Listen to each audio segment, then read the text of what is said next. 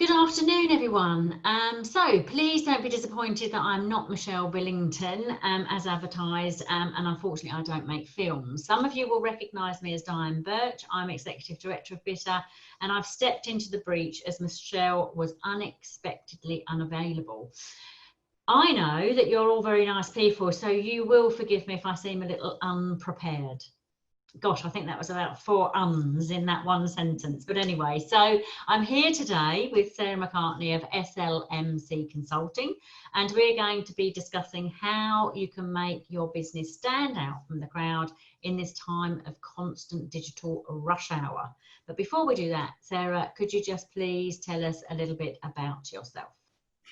I can. Thanks, Diane. Yeah, thanks for stepping in today. So I run a marketing agency here in Liverpool and over in the Isle of Man. And we sort of set up really from a point of my background being over 23 years in building plastics and really looking to help customers, help clients really look at their customer proposition, working on the basis that my background was PVC, fascias, soffits and gutters.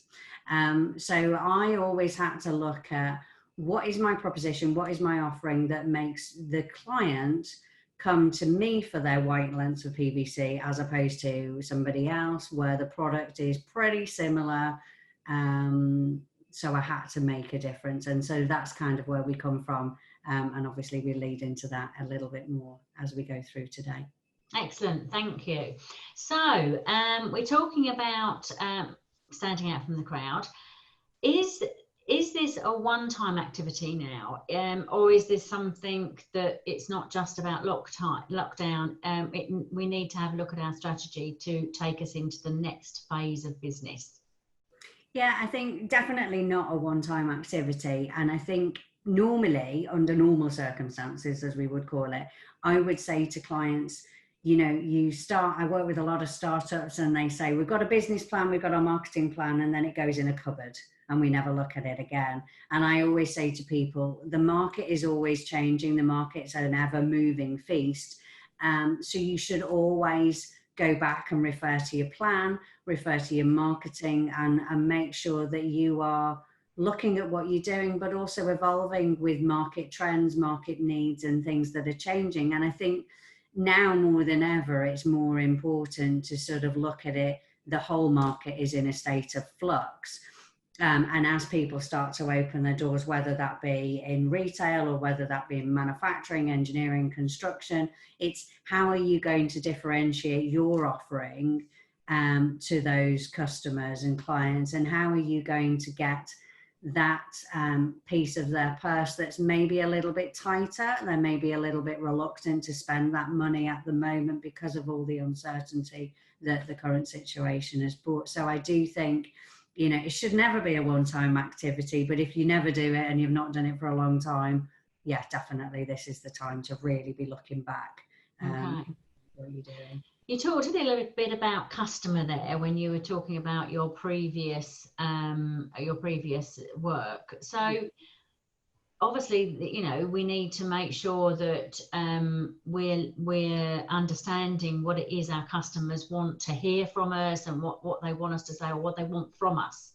So how do we know that? How do we know what our customers want to hear? Knowing your customer is absolutely key, you know, and I think in all circumstances, you've really got to get people to step back and look at things from your client's perspective. Just because you like something doesn't necessarily mean that's what your clients are going to buy. So you really have to get, you know, to know your customer and talk to them. Not so easy at the moment, I know, but talk to them and try and get an understanding of what they like, what they're interested in, what their activity is. And communication is the best the key to that, as it were. And your clients, your customers are your best source of information to know what to do with your business, what products to sell, how things need to look, how you need to position that service offering. So for me, it's about talking to them, utilize your social media, look at your followers, what's their activity, what are they liking, what are they talking about, what pain points are they having at the moment that maybe part of your offering can, or part of your experience that you offer when they deal with you, that can solve that, you know. So you really are looking at that point of differentiation. It's not, well, I sell blue ones and they only sell red, but more about that whole experience. What is that problem that you would normally solve, but at the moment, how is that problem for that client? Be it, how do I get my products, you know, how do I get my roofing tiles, how are you going to service them if it's a big issue for them, how are they going to get that? So really look at talking to those clients and finding a way. And I think it's a great way to build client loyalty as well, because if you can talk to your clients and engage with your clients, and ask them and work with them to shape your offering, you know, they feel really important that they're part of that process. So it kind of, for your long goal, it really does start to bring that client loyalty in. Excellent. At the moment, but I think the key for me, for any business, is, and a lot of the people that are on the group will know, it's about knowing your customer. And it sounds sensible and normal, and why wouldn't we know our customer? But it's really key. And I think it's about knowing them, and it's about watching them, and it's about talking to them and communicating with them. Communication is the key thing at the moment. And I think the best way to know how to shape your business, how to look at your offering, how to make sure your clients are going to come to you or continue to come to you, is to talk to them. And I think it's a great way as well to build loyalty, which is going to be key as competition is going to be rife as people open their doors.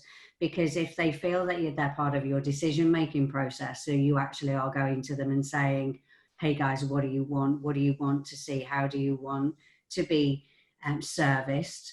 How do you want the stores to look? How do you want the product to look? I think that's going to be key. But how to do that is going to be a massive challenge at the moment. And I would say, like I do to a lot of people, if you know your target market, the key is to stalk them. And I mean that in a nice way. I don't mean it in a bad way, but really looking to utilize things like social media. Who's your target market? What are they doing? What are they talking about? What's their activity like?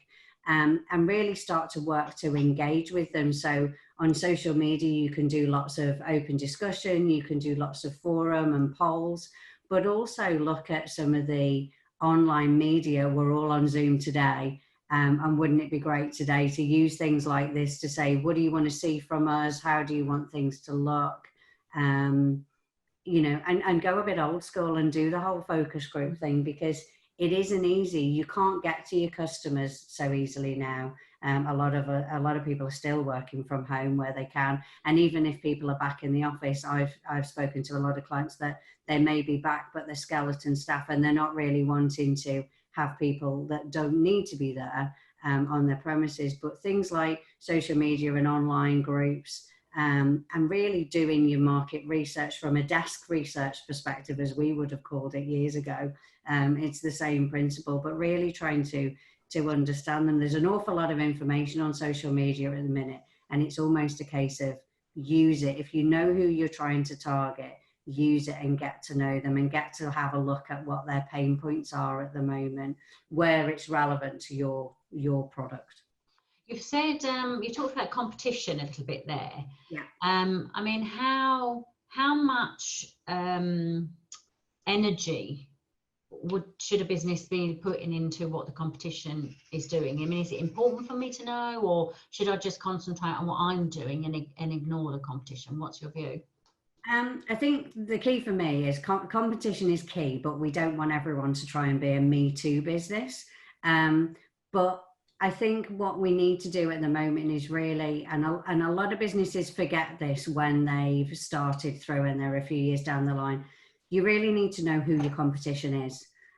Who are they? And kind of at the moment, in a sad way, who's still there in a lot of instances, because what you need to understand is how you're going to differentiate your offering from theirs.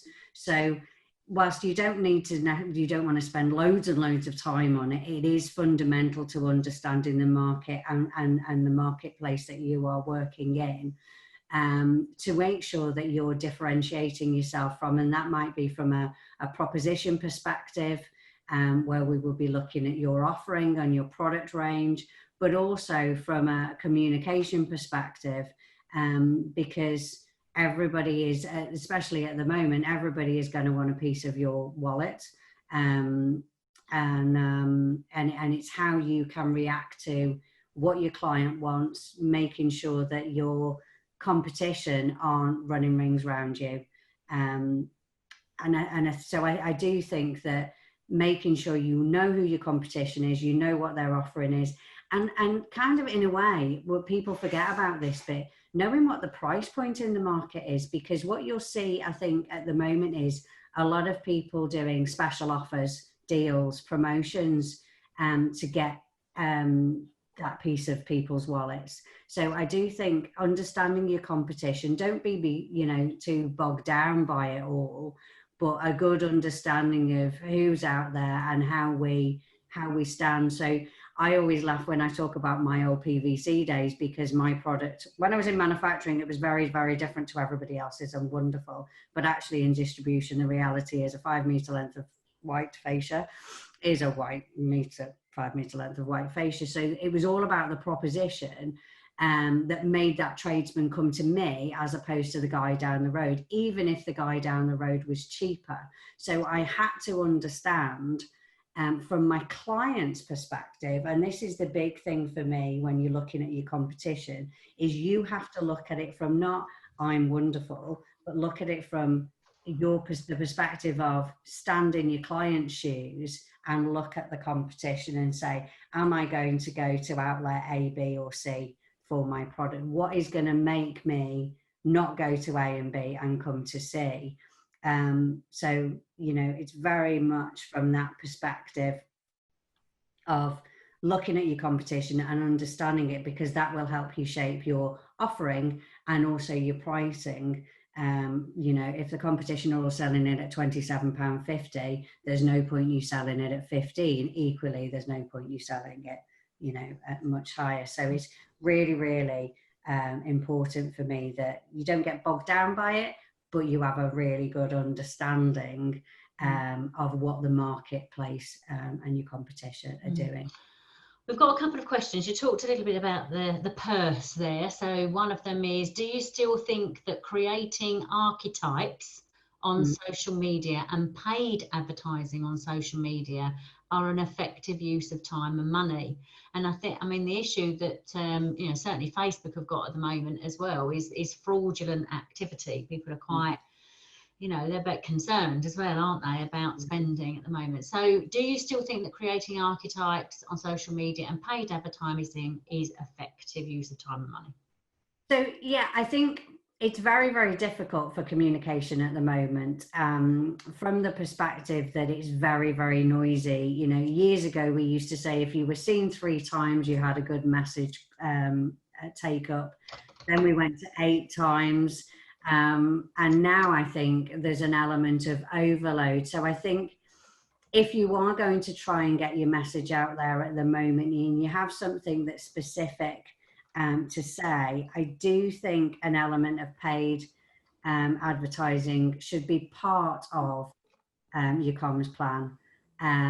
But I don't think it should be your only method. So I do think there's ways that you can look at your organic reach and look at, strange to say offline at the moment, because all of our offline activity, especially with BITA, is online, but look at offline activity as well as online. But just be aware that your online activity is noisy, in a noisy environment rather. So maybe looking at paid, but I probably specifically around this time where it is overly noisy, like the world is crazily noisy on the best of days.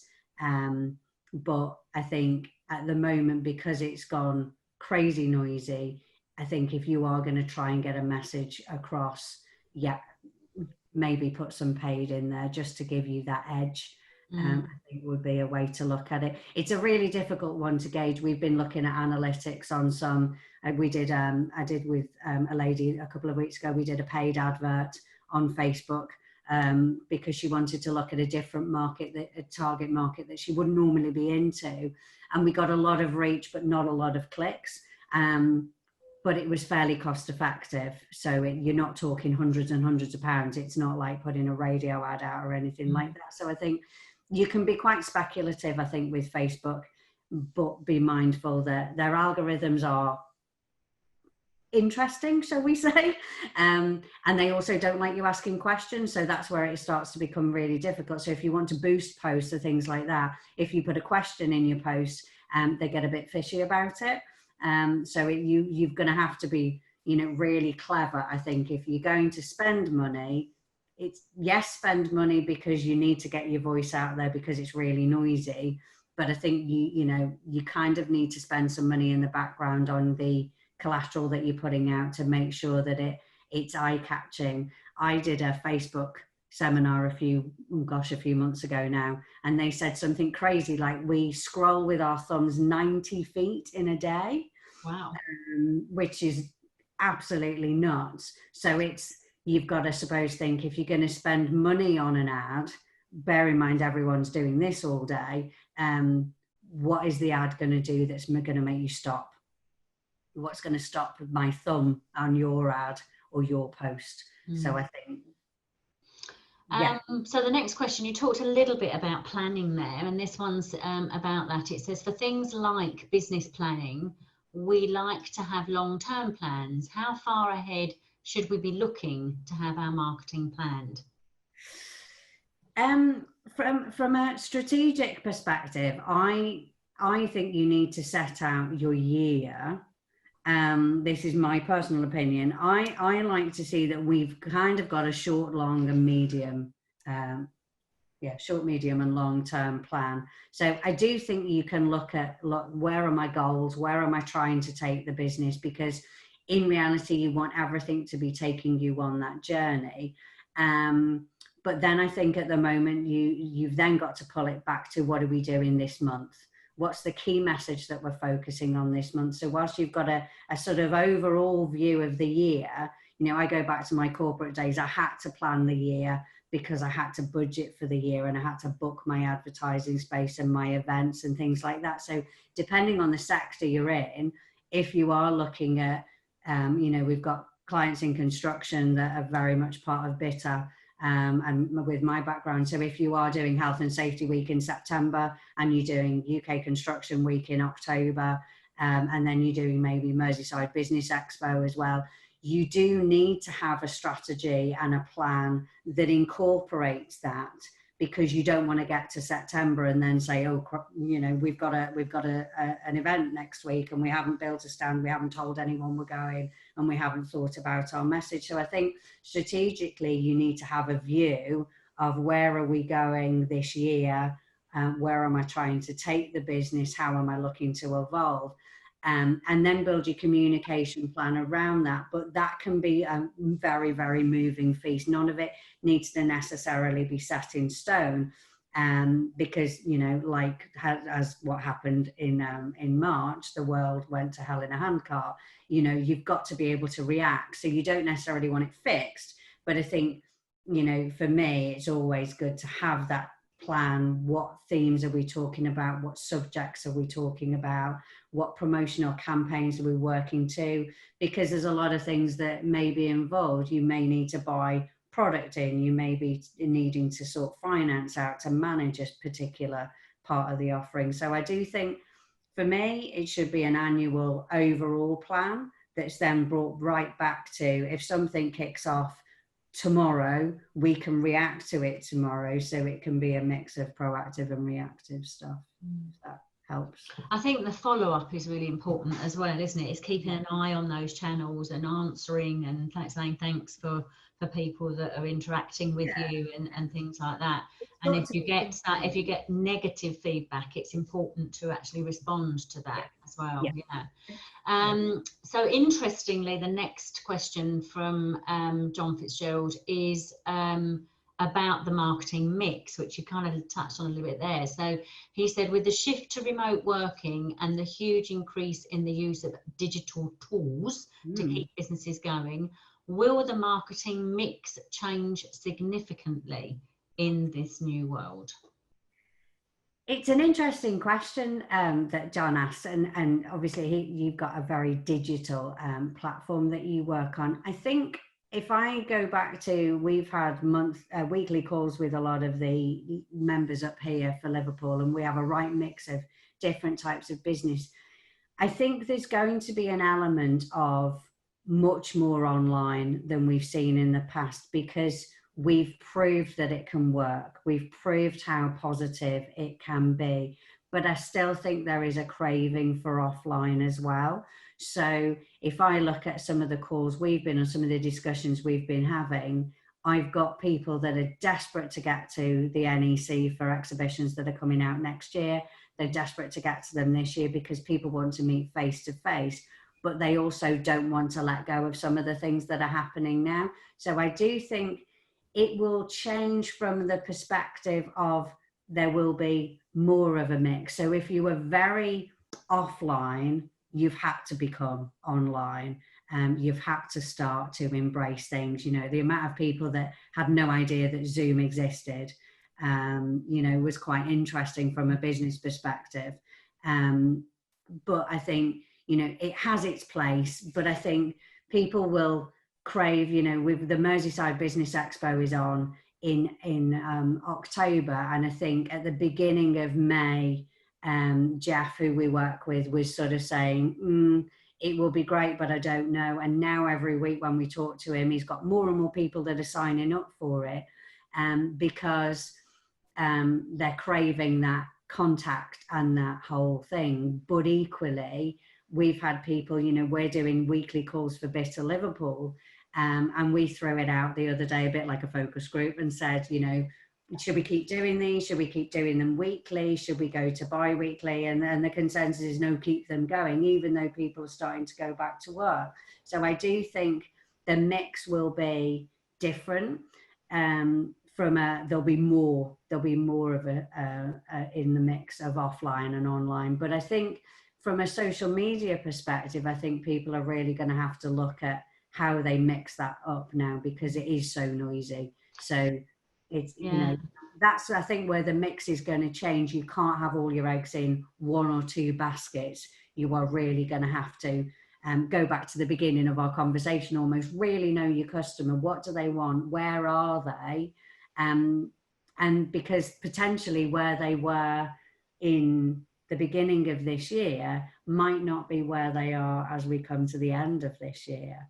Because the demographic might actually change as well. I mean, even our own President Paul Whitnell, who could just about turn his computer on, has suddenly become a technical wizard. So, so the demographic, people are being exposed, aren't they, to it? So, yeah. And people are not as afraid of it, I think, depending, you know, we talk about millennials and things like that, but there is an element. I even have my parents on Zoom, which is a feat in its own right.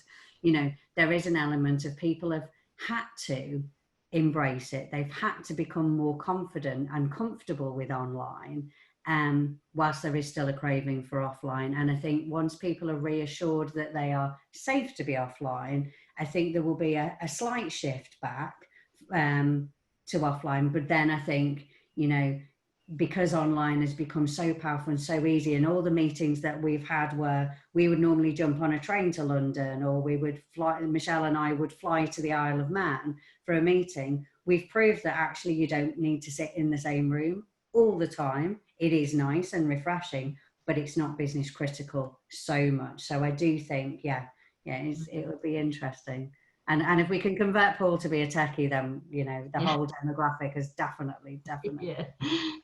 Okay, so the next question touches on that in a little bit more detail. It's a bit finance in actual fact. Paul Mirage, who runs GM Business Connect magazine, which is a business-to-business magazine for Greater Manchester. Yeah. It's in both print and in online. So he's asking, would you urge business to use their bounce back loan or grants to market their business now? So I think that's now, or even save it for the future, is that kind of ring fence some of that money for marketing generally, really, isn't it? Yeah, I think the one thing over the years that I think we've all seen, anyone that's involved in marketing, is the first budget to get cut when things are tight is the marketing budget. That's the one. If we don't spend it, it stays there. I do think Paul, it's a great question, and I know Paul's done a lot of online at the moment. I do think people should be looking at marketing and spending some of that bounce back or whatever loan or grants they've had. I've done it with some of my funds that have come in, looked at how my business is shaping up and how can I do things differently. And I do think, you know, if there's a bit of money there now that you could use, now is the time to market yourself, because I think as things start to open up and things seem to move, there will be, like we said before, a lot of people wanting that pound out of your pocket. So I do think at the moment it's about investing, but investing wisely. So something like Paul's magazine, that's online, that's offline, that's quite key to the area that he specializes in, to the region that you're operating in. So don't kind of go, oh, well, we got 10 grand, let's go scattergun and spend loads of money, because you'll cry and I'll be crying with you. But really look at what's really going to work, what's really going to make a difference. Is it something like a business-to-business trade card where I can invest in it, that's going to give me advertising but then get money back? Is it Paul's magazine where I can do some thought leadership pieces where I can really raise my profile and reassure people that, hey, I'm still in business? Because that's kind of key at the moment. There's an element of businesses that said, well, you know, even on some of our calls, well, we haven't really told anybody what's going on because we've been really busy, and we feel bad telling people we're really busy because we shouldn't be. And I think, yeah, if you've got some money and you can use good communication tools to get your message out there, that absolutely spend it, because yeah, you've just got to get your face out there. It's noisy and people have got to see you. Excellent. So have you got any what not to do's at the moment? Is there any faux pas that we should be aware of before we? Yeah, I think the what not to do is a really difficult one. I think don't overload. So if you're going to say something, make sure that it's part of a plan. So don't, I would say, you know, I would say this to anyone at any point of the year, but especially now when the world is so noisy. If you're going to communicate, have a plan. If you haven't got a plan, you're almost better saying nothing, because you know, there's no point talking about shoes today and bananas tomorrow and televisions on Friday, because people will wonder what the hell, you know. So consistent, you know, message that actually think, you know, step back and look at what you want to say and why you're going to say it and where you're going to say it. So definitely don't just post on social media for the sake of, oh my gosh, it's Tuesday and I've got to post. But equally, I think people should just, you know, it's better to do nothing than to come out with the wrong message. So that would be something for me that is quite key, not to do. Don't just go out for it. And I think also, don't just work on, well, we've always done it this way. I think, you know, you've got to kind of think out of the box a bit at the minute. And we would say that normally. But I think specifically at the minute, don't just sit on your laurels. You've got to think out of the box. You know, if you're in retail, run a fashion show on Zoom, give discounts for people that attend, and, you know, make it interactive. Run a webinar and ask for feedback, give an incentive, you know, really start to think what would we not do? And kind of make yourself feel uncomfortable, I think would be a thing. I think if you've always done it that way, and that's how we always do because it's comfy for you, you're not selling to you, you're selling to your client. So I think, yeah, think out of the box, definitely. Don't be a little bit brave. Yeah, I think, you know, there's sayings we would say if we were in person that we won't say when we're online. But yeah, I think you've got to. You can't stay in your comfort zone any longer. You know, but be sensible about it. Don't go a bit gung-ho, don't go a bit scattergun. Because I think one of the key messages I would say from the what not to do's is whatever you do has got to be viable for the business. As you move forward. So it's not about what we do this week, it's about what we do this week that means we're still here this time next year. So, you know, we don't want to be knee-jerk reaction into stuff just because we think so, and it goes right back to don't just do it, know why you're doing it and where your target market is, and really, you know, what do they want and how you're going to deliver it consistently for the future. Okay, I think this might have to be our final question, but it says, what does good look like? So we've talked about being brave. Have you got any examples of who is doing it really well? It's put you on the spot a little bit, that one, hasn't it? Yeah.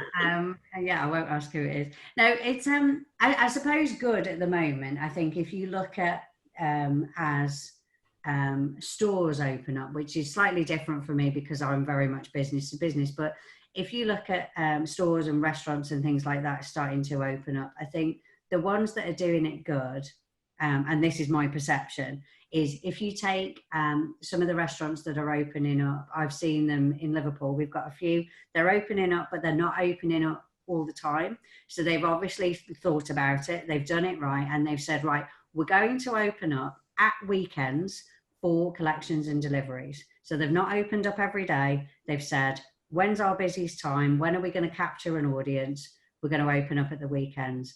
And they are giving discounts for higher discounts if you have it delivered. So they've really looked at it and said, we're going to market it. So they're doing flyers.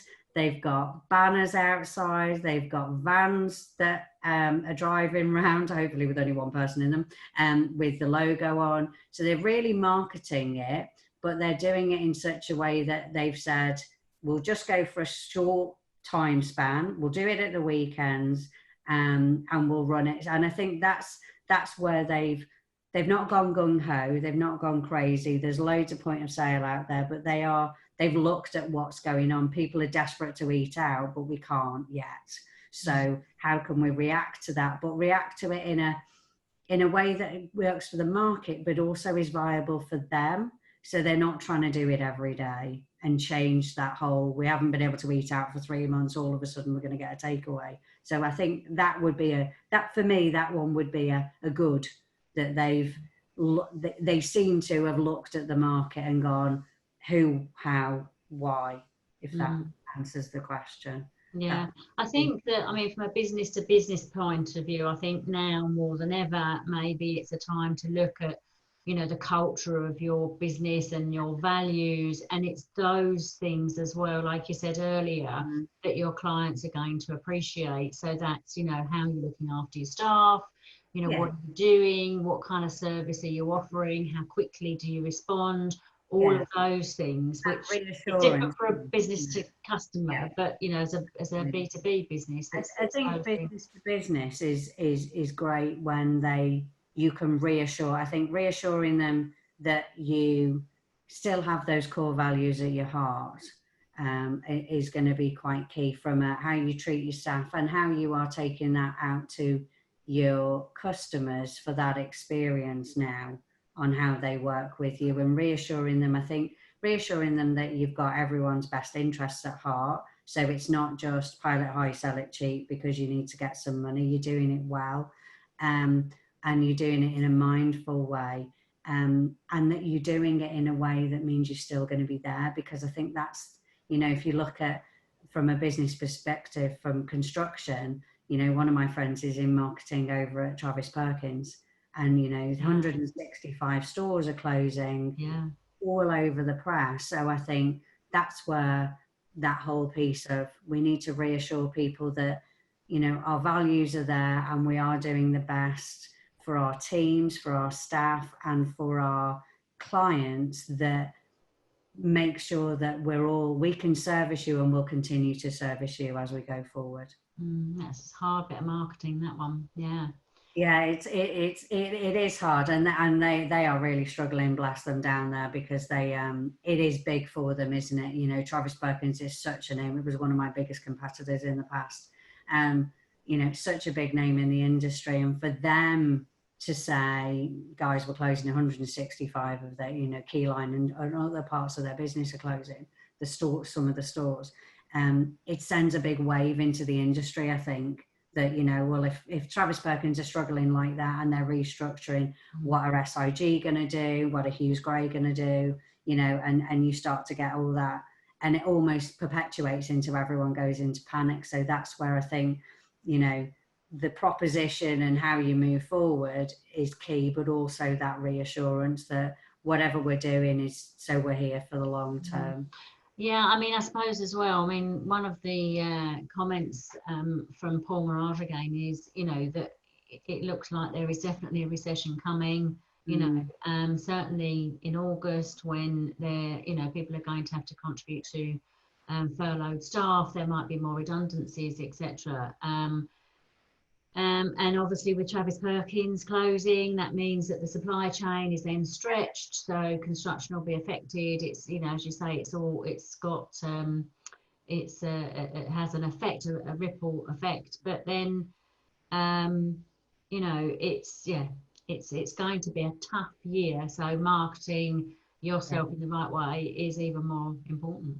Absolutely. Okay, well, thank you very much, Sarah. That was really, really interesting. 1637.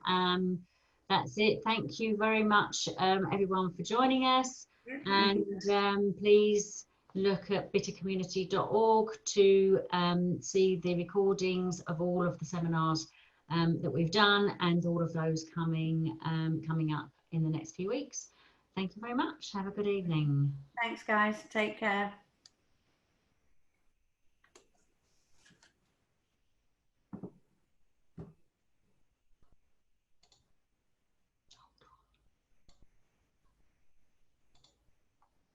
Have a gin.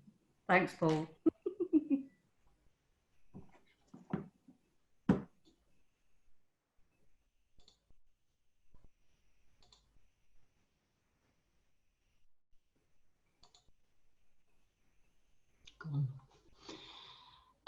I pressed the record button. Yeah. And it didn't record. Oh, really? So it did record, and it's recording now. So I'm going to stop. Do you want to stop?